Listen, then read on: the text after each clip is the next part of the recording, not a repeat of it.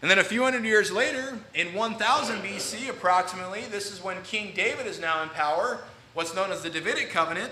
2 Samuel 7:13, I shall establish the throne of his kingdom forever.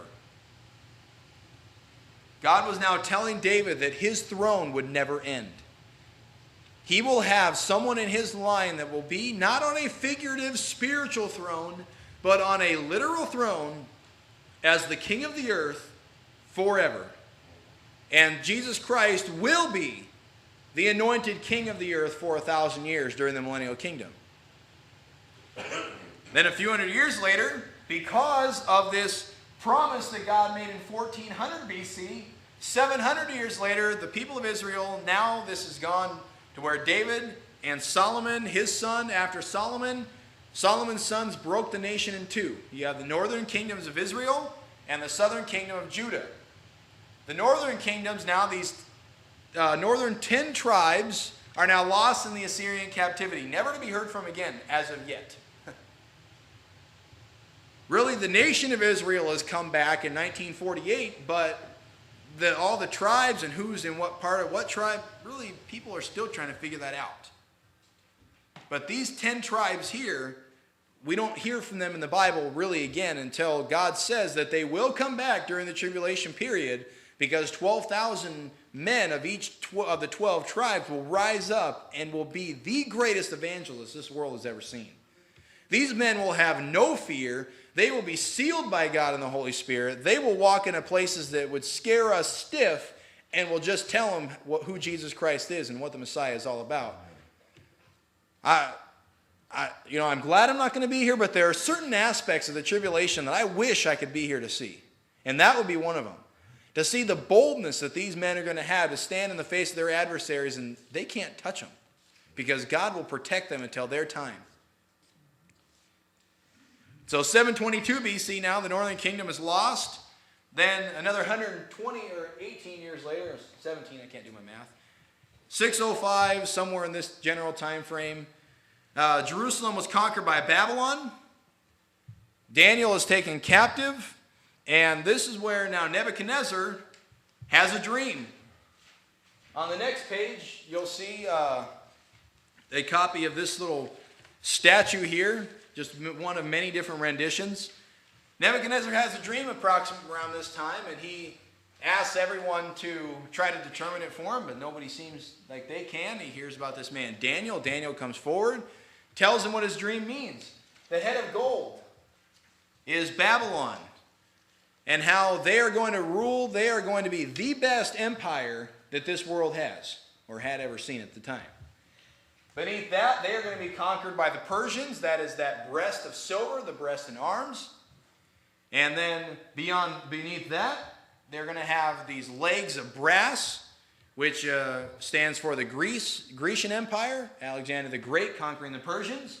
Beneath that, the Greeks were conquered by the Romans, and they ruled for quite some time until finally their empire is now gone in 476 AD. But it is going to come back, and that is why the bottom part, the feet, are both iron and clay.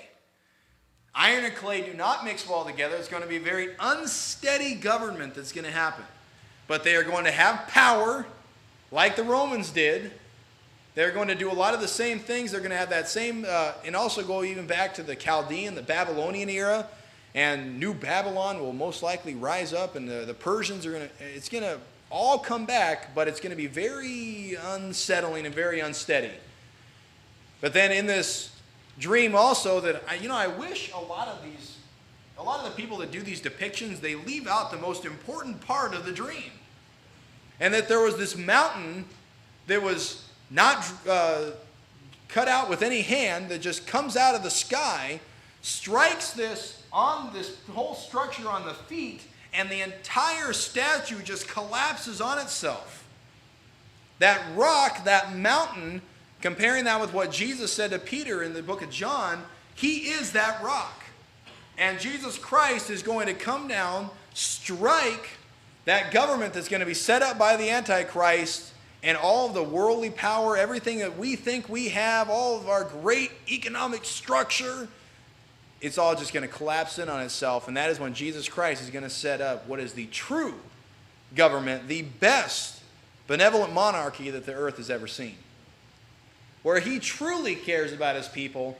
He is leading to serve out of love, which is the best kind of, I guess you can say, best kind of leadership you can ever have, is one who is leading out of love for the people, not out of greed for himself, which unfortunately is what happens to anybody that's in power. Power goes to their head, they begin to get corrupted, they quit thinking about their people, begin thinking about themselves, and then the entire structure falls apart. But Jesus Christ does not think about himself. He is the great humble servant, the suffering servant that came and died for us. But when he comes back as that mountain, as that rock, he is going to hit hard, hit fast, and he's going to set up his kingdom forever. He's not going to be the suffering servant anymore. He is going to be the king that they wished he would have been the first time, but he did have to die first. So this is where Daniel is taken captive in this first, in 605. Then 19 years later, Jerusalem was conquered by Babylon.